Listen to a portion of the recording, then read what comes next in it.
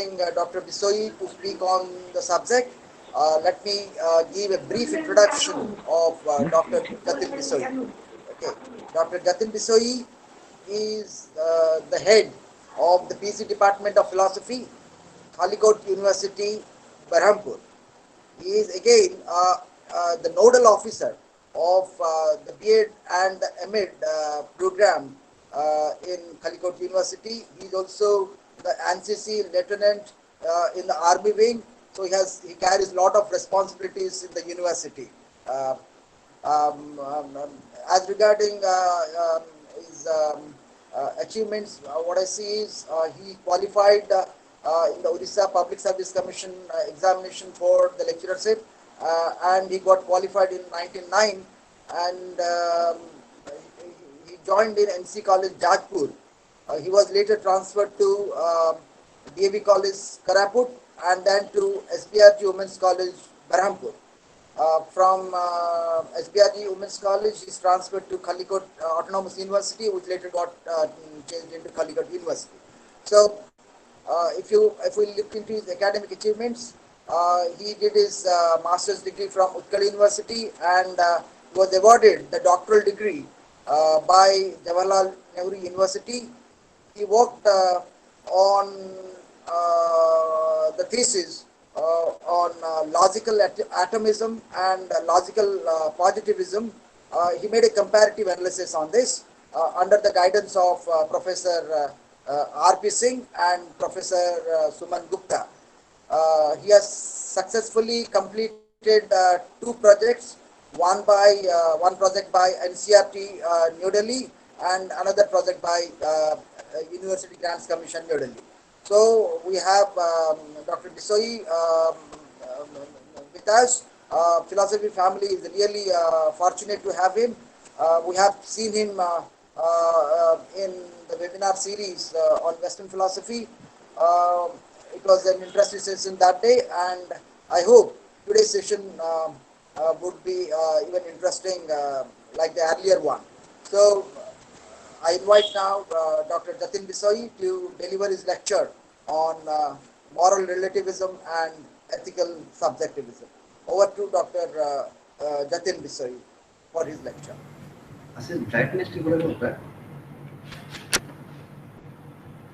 Thank you, Om Bhai. Can you hear me, Om Bhai? Yes, you are audible. You are audible. You are audible. Okay. You are audible. So, thank you, Om sir, for your nice introductions, and thanks the organizing team leader, so-called Pramod sirs, and all the members, active members of this family, and who is Debashish sir, and Maharana sir, and Pattavan sir. And once again, thanks to you all for keeping patience to be here, listening me at least 1 hour. And special thanks to the member of philosophy for giving me a chance and opportunity to deliver on the topic once again. So, in the lecture series of ethics and metaethics, I have been assigned to speak on the topic ethical relativism and ethical subjectivism. And I know these two concepts. These two concepts are highlighted in Greeks, in later Greek period, in postmodern era, during existential period, and in the period of phenomenologies, and particularly in the period of analytic movement periods. So during analytic period, the metaethist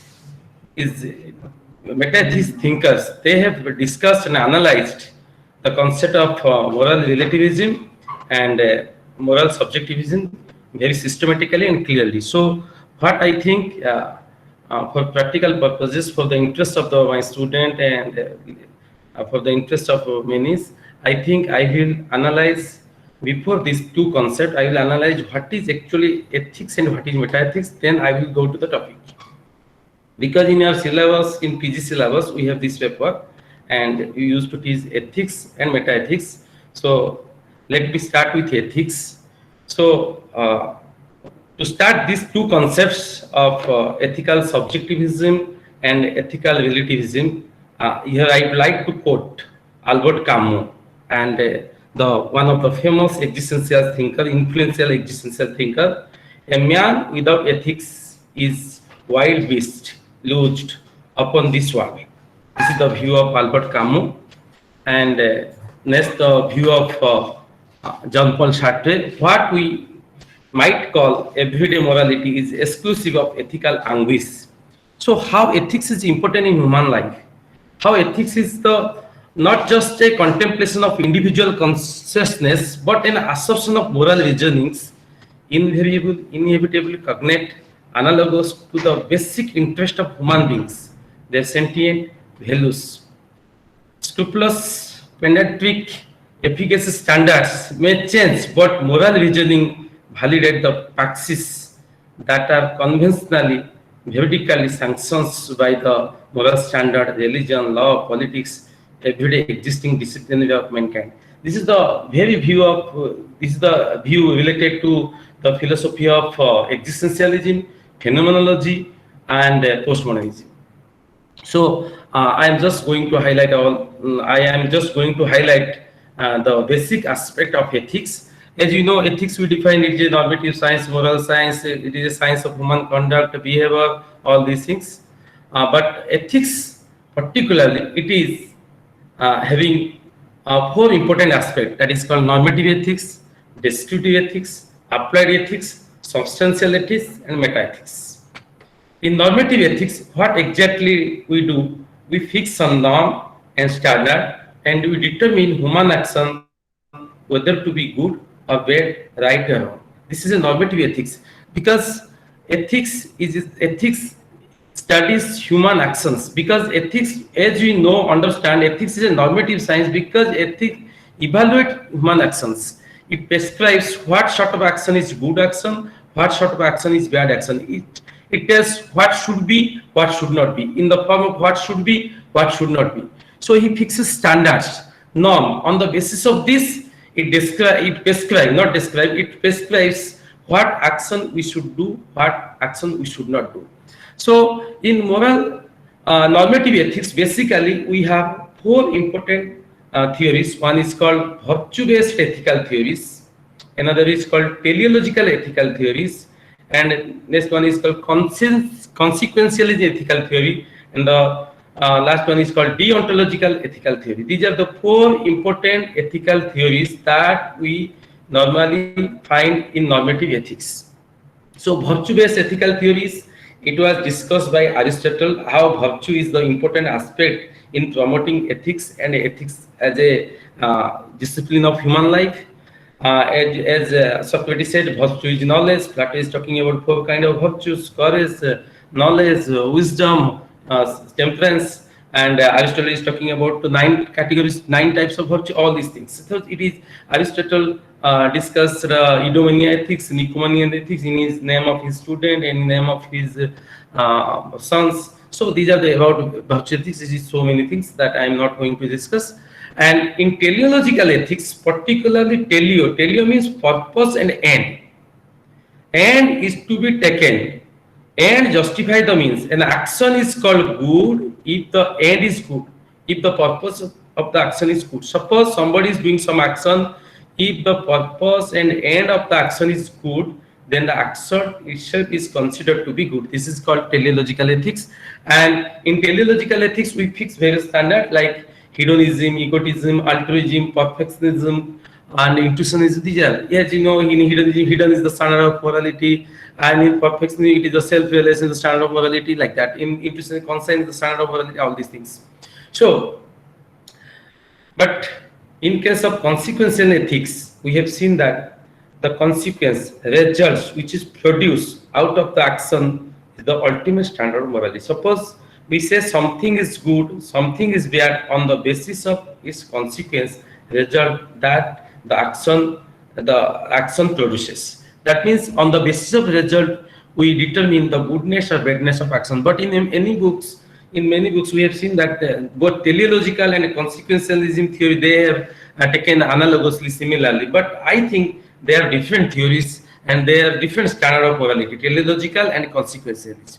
And deontological theory, so Anup sir just discussed, it is the deont. Deont means the duty-based ethical theory. It is not something action is good on the basis of his duty, on the basis of command. So categorical imperative, unconditional command. We do an action not on the basis of consequence, not on the basis of anything, simply on the basis of the action. Duty for duty's sake. We do duty for the sake of duty only. Just I have seen in the Niskama Karma, this is this type of actions we do. That means in this is particularly in divine, this is deontological. In deontological theory of actions, we naturally we discuss actually divine command theory, authoritarian command theory, and Kantianism. But what I think personally, I think divine command theory, even though many people justify and many thinkers justify that divine command theory is deontological aspect of ethical theory, but I think it is the Kantianism is the only, because ethics, it is a science of human actions. Particularly, it justifies human beings only, human beings and human action, human living. It is a science of human being as a whole. It is not related to God or like that. Anyway, but it is discussed there. And in case of Kantian theory, Kant's theory is called rigorism, rationalism, like that. And according to Kant, the only good thing is goodwill, the only thing that is good. So it is kind of unconditional command. We have to do the things for the sake of the thing itself, not for the sake of any other things. That means it is an unconditional command. So as the maxim says that, three maxims Kant prescribe. First maxims, we must do an action in such a way that our actions should not be universalized. We should not treat ourselves and treat others as a means, but should treat always as an end. Act as a member of the kingdom of man. These are three maxims. We have to obey these three principles without any conditions. That's why they are called unconditional command. This is the most important aspect of ethics in Kant's philosophy, without seeing any result. And next, we are talking about descriptive ethics. Slide is visible. They have to give permission. Okay, we just do it. Okay, next we are discussing about descriptive ethics. In case of, let me show the slide. Actually, I think. Okay, wait. No, they are saying you must grant permission in order to screen. You must grant permission. Cannot share your screen. Hello, Om Bhai. Hello. Yes. Hello. I want to show the slide, but it is they're writing that you have to show the permissions of the authority. I think Devasi sir, kindly see it. Yes, sir. I'm not seeing such things. You must grant permission in order to screen share. If you want to share the screen, you must take the permission of the. That's it. Present now. Okay. Again.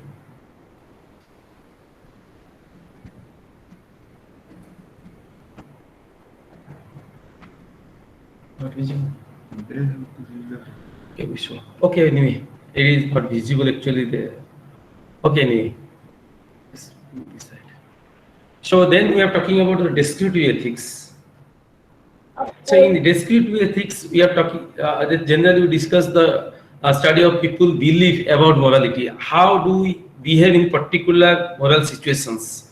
It is an empirical investigations of the morality. We study the certain moral and ethical taboos in society. What are the taboos that in society? We study the nature of behavior of social institutions like marriage, family, all these things. And it is the value and norm-filled approach to ethics. That means we should not follow any particular norm while judging human actions. So it is mostly discussed by psychologists, anthropologists, sociologists.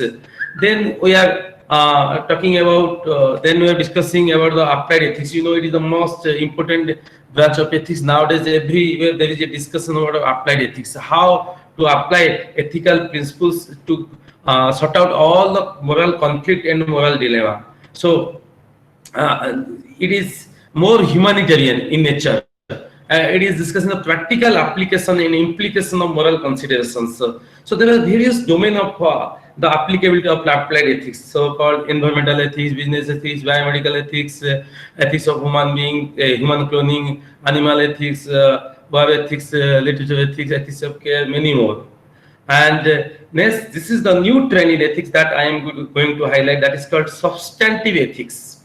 In substantive ethics, what exactly we have seen, that this is an branch of ethics which was developed by the some Oxford philosopher of analytical schools in the late 20th century. So the name of this ethics to give the substantive answer to many ethical problems. It is a reintroduction of normative ethics. It is a denial of naturalistic fallacy which is committed by G. Moore. I will discuss in his work how he committed, how he's shown these fallacies. But this substantive ethics denies the naturalistic fallacy. And these substantive ethics particularly developed by the late analytical thinkers, and it answers to ethical problem very clearly and substantive way, without any depth of it. So it is just an interpolation and extrapolation and so to say interpolation of all the ethical theories.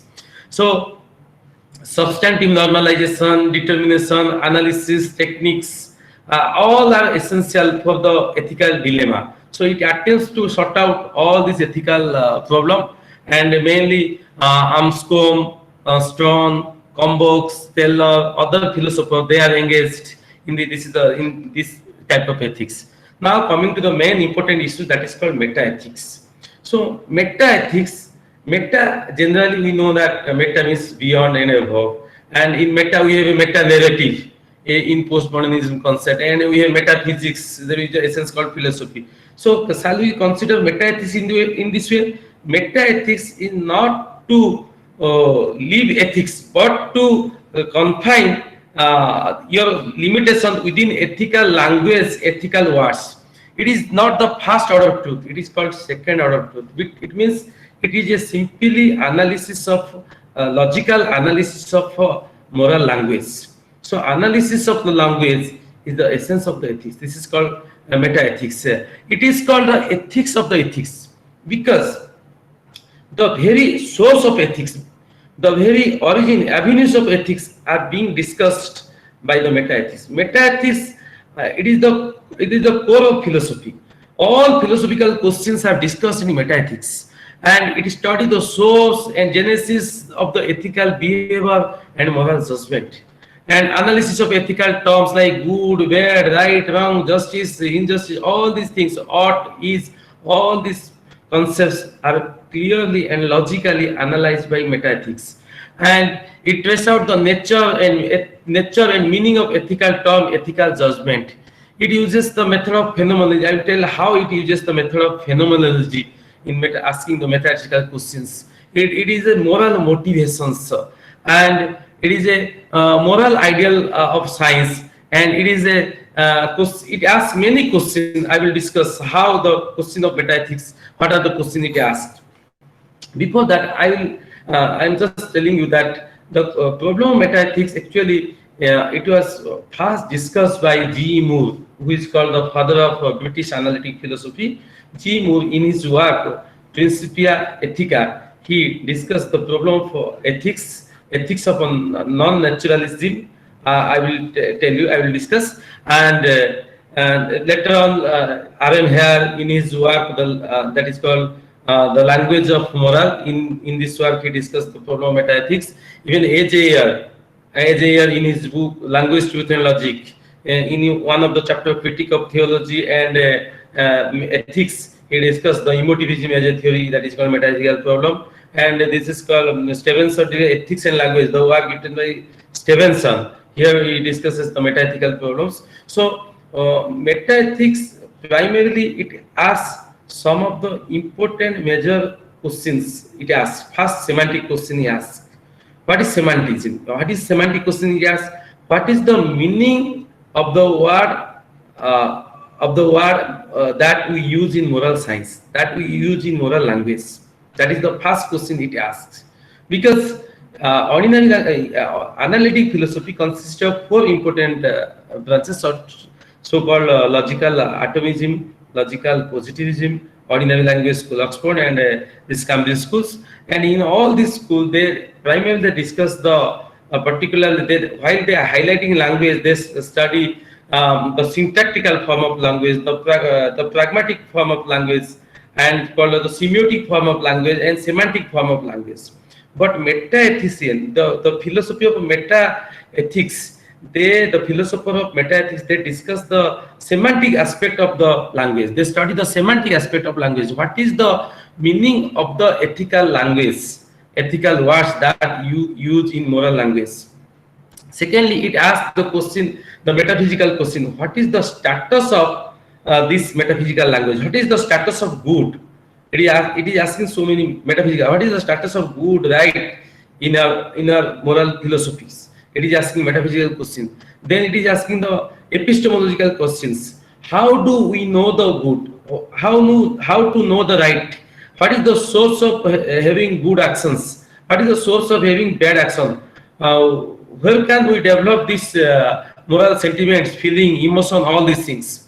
So this is the questions. Then it asks the phenomenological question. Phenomenological question in the sense that what I have seen that meta-ethics somehow similar to phenomenology, because phenomenology study the base of the base of the philosophy of science. It is called the science of the science, and the science, rigorous science. Where do we develop all the philosophical quests?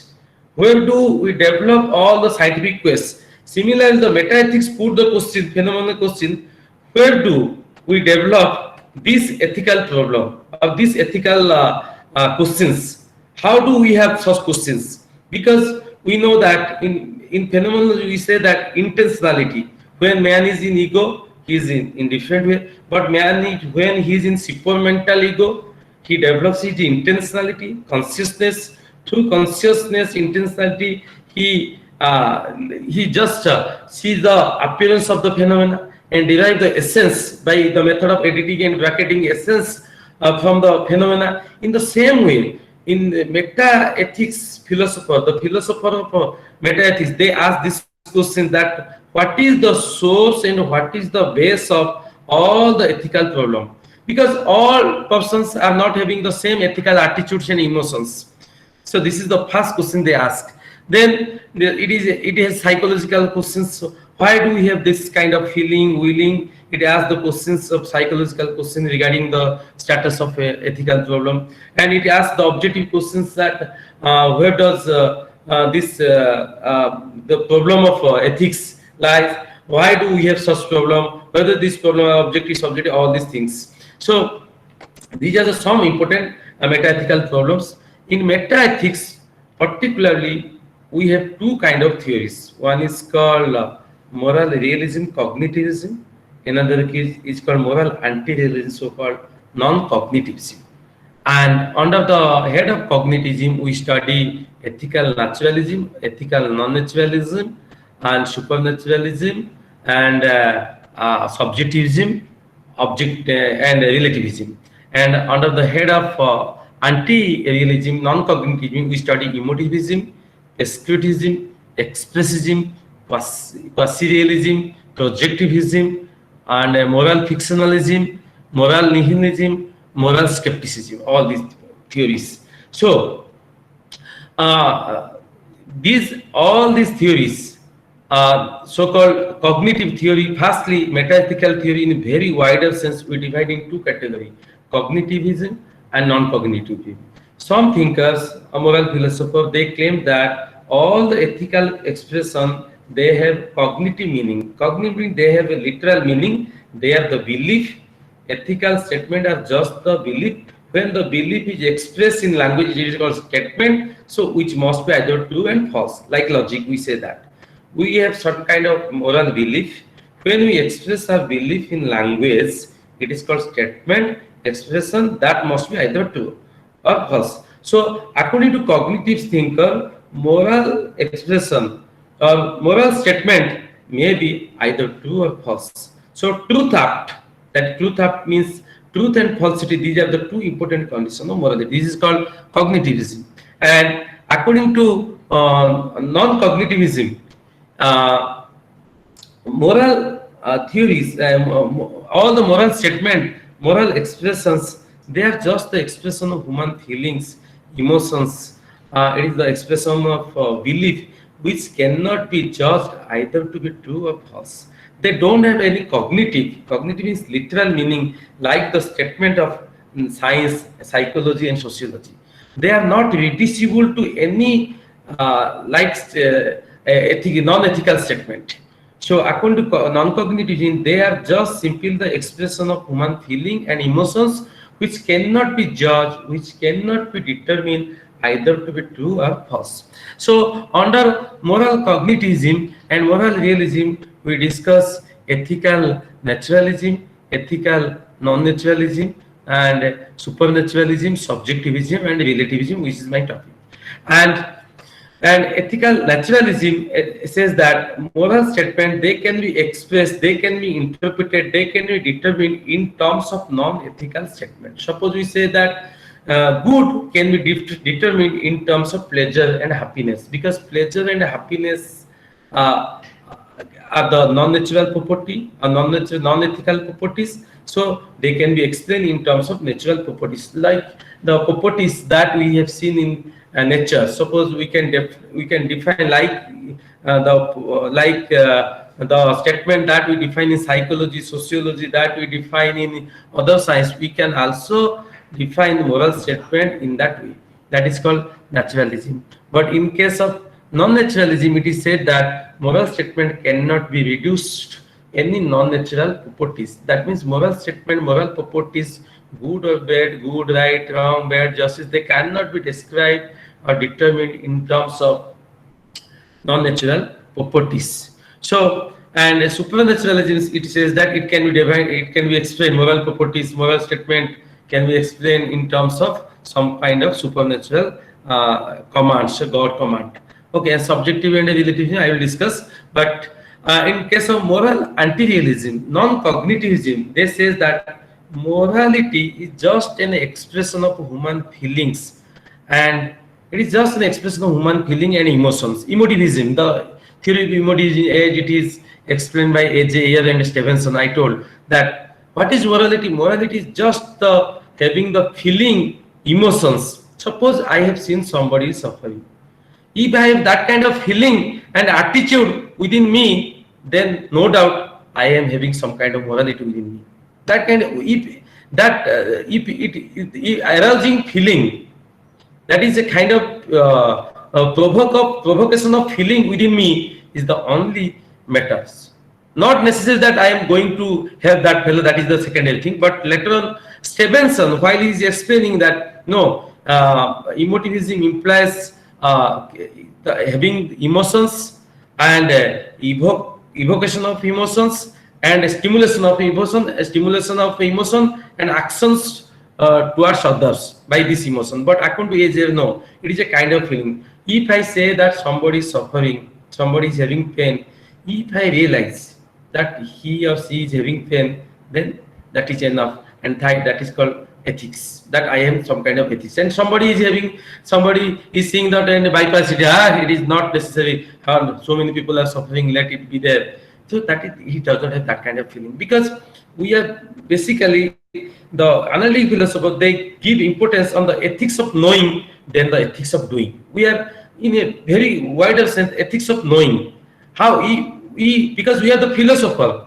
We are not the social worker. We are not going to go and help others. We just realize if you have that kind of feeling. Yesterday I was listening Pramod sir's deliberation. He was saying that somebody was realizing that how animal is suffering. That is the ethics. What emotivism is saying. That is the ethics. If somebody is having that kind of feeling and emotion within himself, that somebody is having this kind of pain, if somebody feels that kind of pain, that is the ethics according to emotivism. But according to prescriptivism, morality, it does not describe the fact. They are the prescriptive language. They are the language which is written there, and we have to realize the language only. It is not the question of applicability, not applicability. Yesterday, some of us said that how in cigarette and the level of cigarette, how it is written there. But everybody smoking is injurious to health. Everybody sees this, that how it is written there. Everybody while smoking, before smoking, they see it. smoking is injurious to health, but it is just a prescriptive language. It is not descriptive. It is just prescriptive language for them. That's why he is not applying it in the real situation. But that language, it creates some kind of emotion within us. If that language, according to metaethical theory, that kind of language also evokes, arouse the feelings how to do good actions. That is called prescriptivism. Similarly, the view of expressism, how morality can be expressed, what are the conditions and norms to express. There is no fixed standard and norms to express. You have to fix one standard to express the morality. Then we are talking quasi-realism. Quasi-realism, it is called projective, kind of projectivism. That means morality is just like a we see something in projector. In projector, if you see that somebody is dancing, somebody is having doing all this, so we are just imagining the things are there in the projector. In the same way, morality is that kind of things that we have seen. Similarly, all these things, nihilism, skepticism, all these things are there. They are discussed by the these thinkers. Now coming to the topic, moral subjectivism and moral relativism. These are the two important topics that I am going to discuss. Both the concept, moral subjectivism and moral relativism, both are the correlated concepts actually. But in metaethics, they are separated concepts. But before metaethics, they are correlated concepts. And subjectivism and relativism, they have many sides. There are epistemological, ontological, political. There are so many subjectivism and relativism. But in a very generic sense, we can say both are correlative concepts. And the Protagoras, the sophist of the Protagoras, is known as the father of relativism and subjectivism. He discussed about this theory of relativism, how things are there. That man is the measure of all things, of things which are there, of things which are there, they are not. This is the things. That means it is the man which determines which actions are good, which actions are bad. So man means not the social man, it is the individual man which is playing a vital role in determining the morality of one's life. So both the theories, they do not accept any fixed universal and moral principles.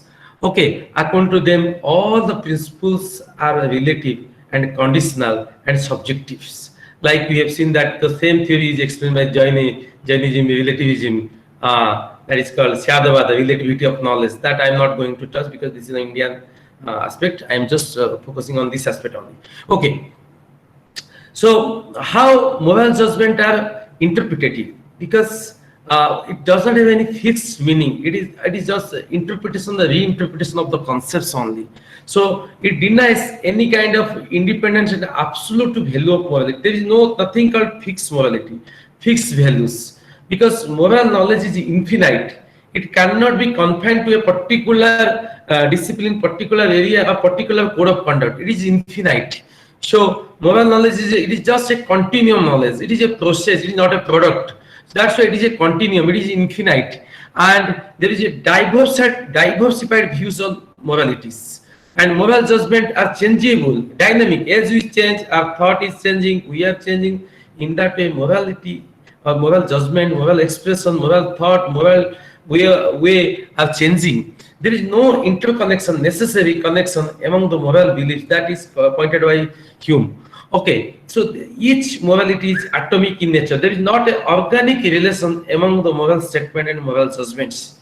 So there are different type of relativism. That I am going to focus on relative. There are different type of relativism. We are talking about cultural relativism, social relativism, individual relativism, political relativism, epistemological relativisms, and ethical relativism, ontological relativism, and metaphysical relativism. And I will now highlight in brief what is this ethical relativism. Okay, so ethical relativism, moral relativism claims that there is no objective universal moral values. Ethical claims are relative, subjective, social, cultural, historical, conditional, and it depends, it determined according to situation and circumstances. Okay, we cannot logically validate the truth, falsity of the ethical statement. It is true or false, but we cannot validate logically. That means it is depends on one's context, one's choice. So affirmation of relative forms believe in the common aphorism, that is, when in Rome, do as the Roman do. Because I'm Oriya kouchen jo desh jai sei phal khai. It means whenever we go to some place, we have to follow the ethics, code of conduct that is practiced there. We should not frame our own ethics. That means relativism means there are different kind of, it is related to particular individual, particular community, particular social group, particular race, that kind of thing, not to one's individual only. So it denies human omniscient, infallible truth, absolute truth, inevitable experiment, established scientific truth, and many more things. Because there is no universal moral principle and rule. There is a diversified code of conduct. Because each society has its own code of conduct and moral principles that I will discuss in the questionnaire section if you have any doubts. Okay, so we can this ethical relativism, we can, it is kind of prospectivism. We can say that in postmodern it is called contextualism. We may say, some are saying it is pluralism, but there is a difference. But these are the various way of ethical relativisms.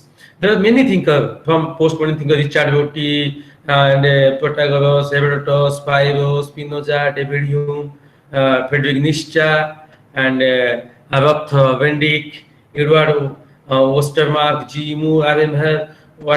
There's so many ethical relativist thinkers. So now coming to the moral subjectivism. So relativism justify moral expression, moral statement by one group, by a section of people, by society, by culture, by race, by nations, by a country. But here subjectivism, it approves the goodness or bad action in terms of one's choice only. So it is the one's approval, disapproval of individual choice. Suppose if I approve this action is good, that is good. If I approve this action is bad, that is bad. That means it is an individual choice. It is an individual agreement, disagreement upon the actions, moral actions. So it is both cognitive as well non-cognitive theory. Some are saying there are two groups of subjective, non-cognitive groups. They are saying that it cannot be expressed in terms of truth and truth conditions, truth and falsity condition. And in case of cognitivism, they claim that it can be expressed in terms of truth conditions. Then it is totally against any kind of objectivism and absolutism, because objective truth and absolute truth is totally wrong, because we cannot apply any principle, any law in an absolute and objective way. This is also we have seen in postmodern context. In postmodern, we have seen undecidability. The question of undecidability, we cannot decide what to do. That is a kind of subjectivism. So it is against it is against any kind of objective moral concept. All the moral concepts are subjective. They are subject to change. So moral arbitrariness, variability is the essence of ethical statement. Immutable truth in ethical statements are acceptable. Okay, so morality, it is a kind of internalization. It is an internalization of moral feelings. It is a self-contemplations. It is said by Kierkegaard. It is self-contemplations. It is self-reflections. That is called morality, and it is subject to individual choice, individual taste. It is the agreeable and disagreeable, approval, disapproval feeling. What is true for you is true for you. Not, it is not true for me as well. And what is true for me is true for me, not to you. This is what subjective concepts. So again, subjectivism is against any kind of determinism, because it is against any kind of causal determinism. Because there is nothing called fixed. It is totally determined by one's choice, one's approval, disapproval of feelings, emotions. Okay, So the attitude, opinion, personal preference, feelings, all these things are given important in the philosophy of moral subjectivism. Judgment about human conduct is not determined by any conditions, any objective standard, any moral condition and standard by any external perceptions. So intrinsic value is the essence of the subjective. That means it does not accept anything external to it, but any kind of extrinsic values. Value, a thing is value by itself. It is value by one's choice and individual approvals. So it supports mental attitude theory and mental reaction theories. These are theory. So there are many subjective thinkers. Adam Smith, David Hume. These are the and Saint Augustine, Scottus, William Occam, and Soren Kierkegaard, Jean-Paul Sartre, Kopal, and Linda Trinker. So many things. Thomas Aquinas. They are all are subjective thinkers. So there are many kind of subjectivism we have discussed: simple subjectivism, general subjectivism, individual subjectivism, divine subjectivism, so-called divine command theory, and ideal observer theory. These all are the subjectivism. Because in case of general subjectivism, it says that in individual subjectivism, that individual justifies, approves, disapproves a particular actions, a moral expression. But mm, in case of social general subjectivism, social subjectivism, the society approves the action as to be good or bad.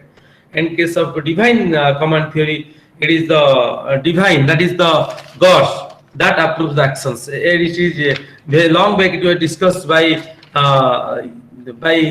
Plato in his theory, that how it is that whatever good things, whatever thing is good, what I do that is good is approved by God, and what God does that is good, that is approved by God. It means any action, my action, if it is good, it is approved by God, and if God commands any action, that is good action. That means it is just justifying good action in terms of divine theory. And in the ideal observer theory, we have seen that some kind of persons, ideal persons, which justifies the action. It means the ideal person is impartial, competent authority who decide which action is good action, which action is wrong action. These are the various theories about the subjectivism. And lastly, I will conclude with Friedrich Nietzsche quotations that I must set the bad test of wanting to agree with many. Good is no longer good when one's neighbor mouth it. And how I should there be a common good? The term contradicts itself. Whatever can be common always has little value. In the end, it must be as it is, always has been. Great thing remain for the great, avishes for the profound, nonsense, shudders for the refined, and in brief, all that is rare is rare. This is about Friedrich Nietzsche. Thank you, Om Bhai. I think I have completed within 40 minutes. Now I want questions sessions. Thank you, Om Bhai. Thank you for understanding philosophy. Uh, thank you, Dr. Jatin Bisoyi, for your nice lecture. After making a good basis for your lecture, you have very nicely defended the thesis of ethical relativism as an ethical theory that maintains that there can be no universal principle or law that is applicable to all people in all contexts and situations. And also you have maintained that on the basis of ethical subjectivism, the moral judgments, they are just the expressions of one's own personal beliefs or attitudes, or say approvals or disapprovals. Thus, there can be no objective moral truths. So this is how you try to defend the general thesis of ethical relativism and ethical subjectivism. I think there are a number of questions in the chat box. Now over to Debasis Sadangi to take on the question and answer session. and see what are the questions in the chat box and put the questions before the speaker, Dr. Jatin Bisoyi. Thank you very much, sir. And I must congratulate Jatin Bisoyi, sir, for his nice presentation. So there are a few questions in the chat box. First question is from Ratnakar Gajendra, sir. Jatin, sir, is it audible? Hello? Yes, yes, yes, this is audible, audible. Yes. Ratnakar Gajendra, sir, want to know ethical standards are normative. It is prescriptive. How do you say about the descriptive ethics? Yes, ethical standards are normative.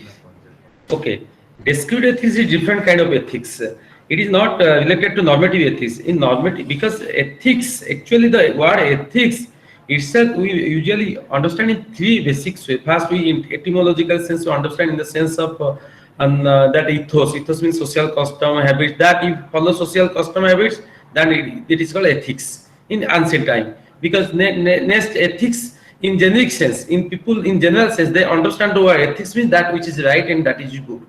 But in philosophy, ethics is called normative science. Because in ethics, we only judges human action, which actions are good action, which action are bad action. Because man cannot live without action. We perform many action, voluntary action. We perform many action. It means ethics only consider the voluntary action of human beings. So he judges and fixes moral standard by fixing moral standard. It judges human actions. So, but in case of descriptive ethics, it is the different kind of ethics. It is not normative ethics. In descriptive ethics, I told that in descriptive ethics is discussed by sociologists, anthropologists, psychologists. They directly concern. It is an empirical investigation of ethical practice. Suppose somebody is doing ethical work there, social work there. Somebody, we are going there. Simply how he is doing or he is doing. What is the object of doing all this ethical? It is an empirical investigation of ethical questions. It is not a normative way of judging. It is a value-free actions. That means, suppose somebody is doing some kind of ethical work. Suppose so many people are doing ethical work, helping others, okay, servicing others, and working in the various orphan centers. So these are the issues about the descriptive ethics, and normative ethics different. Normative ethics, and in philosophy we are not concerned with descriptive ethics. In philosophy we are much more concerned with normative ethics, because in philosophy we judge which actions are good action, which action are bad action, which action are wrong action, or which action are bad action. That is correctness, incorrectness. This is the kind of ethics. And in case of subjectivism, it is not a standard. Subjectivism, it is a meta-ethical theory, because in meta-ethics and normative ethics there is a difference. In meta-ethics, in normative ethics, we determine human actions, but in meta-ethics we not determine. Meta-ethics discusses the logical analysis of the language of moral. It means it discusses the origin and source of the ethical concept. It means where can we develop this concept? How do we develop this concept? Why do we have these concepts? So subjectivism is that kind of thing. Subjectivism is individual approval and disapproval of concepts, ethical concepts. So it is different from normative. Normative ethics and meta ethics both are isolated. So that's why meta ethics is called ethics of the ethics, and meta ethics is not related to in normative ethics. We simply judge the human actions, but in meta ethics you should not judge the human action.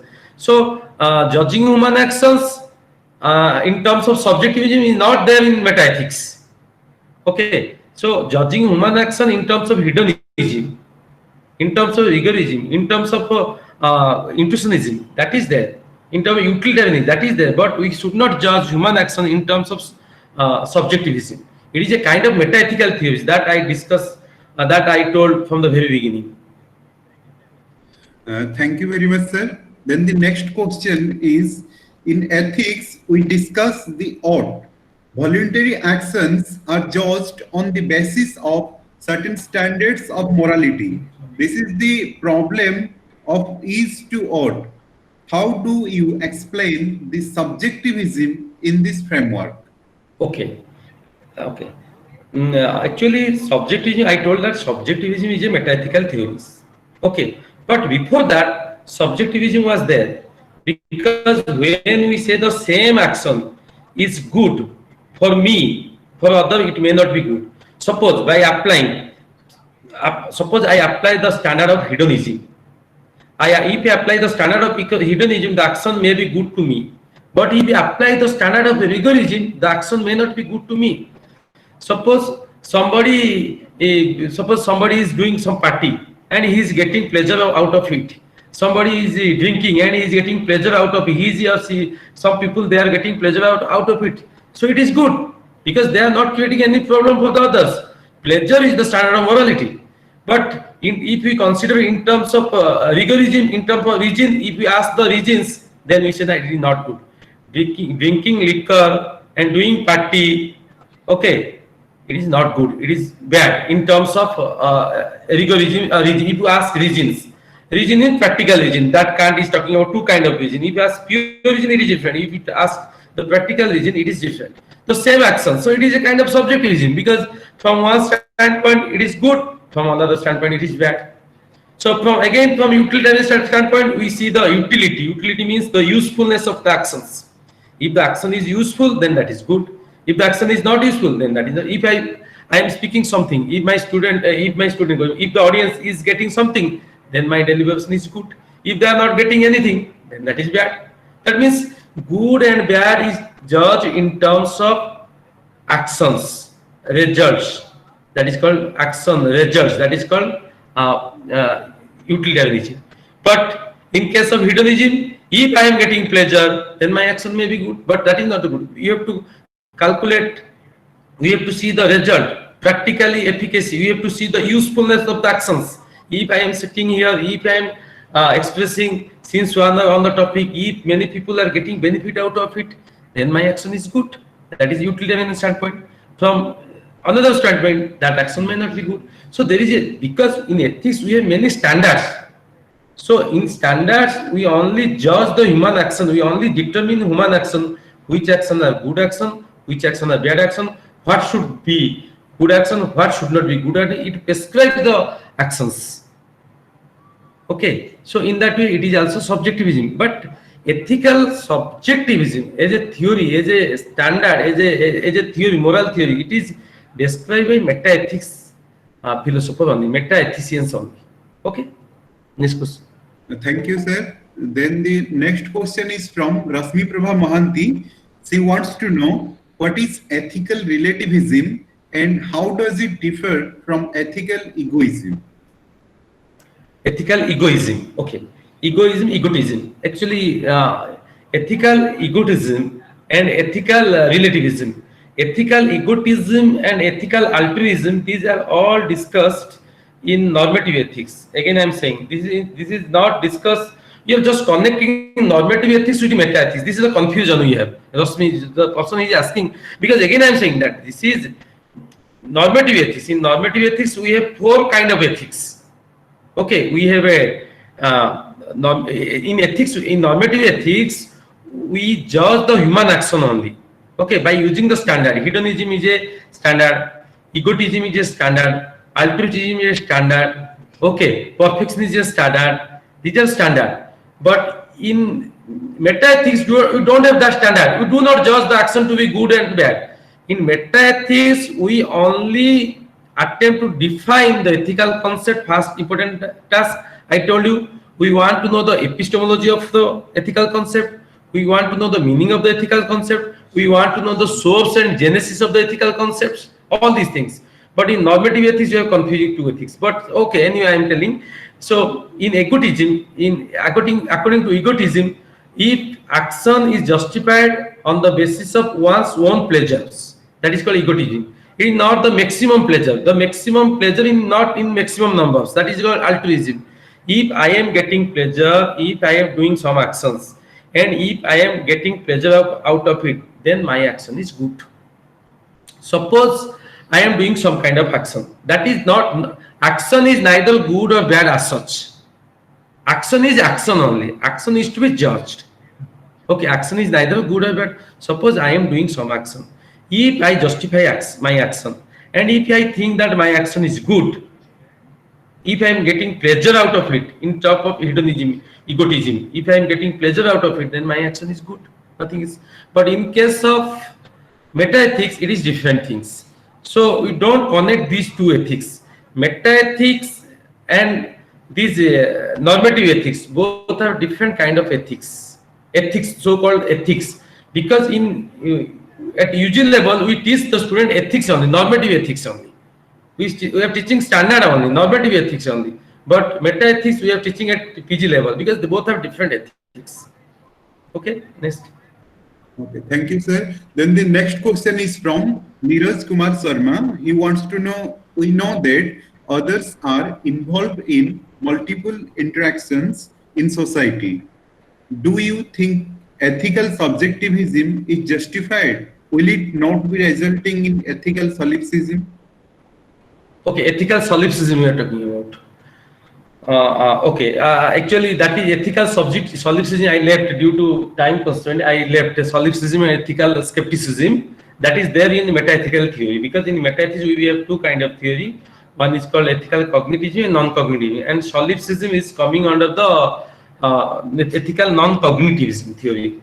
Because in solipsism, exactly what we are doing, if my action is good, if I approve the action to be good, if my mind approves the action to be good, and I do not take into account the actions of others, I only consider what is my action. I only the moral judgment must be approved by me only. Moral expression must be approved by me only, and my own self approve it. That is called solipsism. I do not accept what others are saying, and because these solipsism, they are the very much accepted by modern thinkers. Even because in postmodernism we have discussed this theory. In Nietzsche he discussed the kind of nihilism, that is one kind of solipsism. So that is the things, because nothing, because in solipsism nothing is called good or bad. Okay, so there is no fixed moral standard. So what I think to be good, what my sentiment, my feelings, my emotion approves to be good and good, approves the action to be good, then that action will be considered as good. Okay, so it should not accept that kind of things. Okay. Thank you, sir. Then the next question is from Satyajit Sahu. He wants to know, can you please define the subjectivism that when it comes to particular subject, an individual, it may be deceive himself on the basis only individual's point of view. Okay. Actually, we are talking, that's why there is a social subjectivism, a general subjectivism, because in philosophy we are saying that individual self and social self. This is the ethical concept, social, because if I approve an actions, my individuality, if my individual, my thought, my conscience approve an action, if my emotion approve an actions, approve an action to be good, then that action is considered to be good. But because sometimes it happens, that's why there is a social subjectivism. Social means social self. Technically we have used this concept because we just want to justify many actions.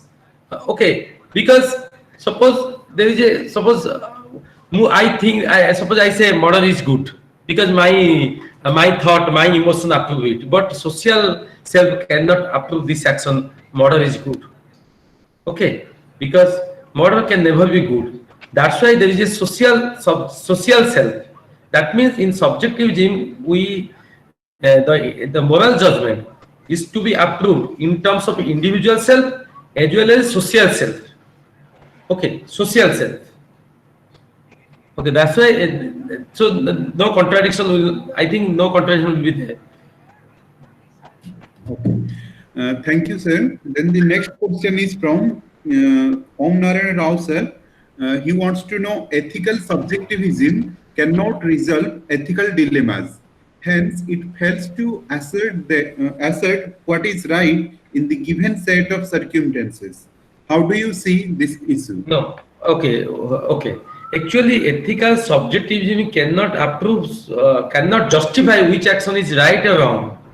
It only approves which action are good, which action are bad, because ethical subjectivism it is one's own feelings toward actions. It wants positive response toward actions.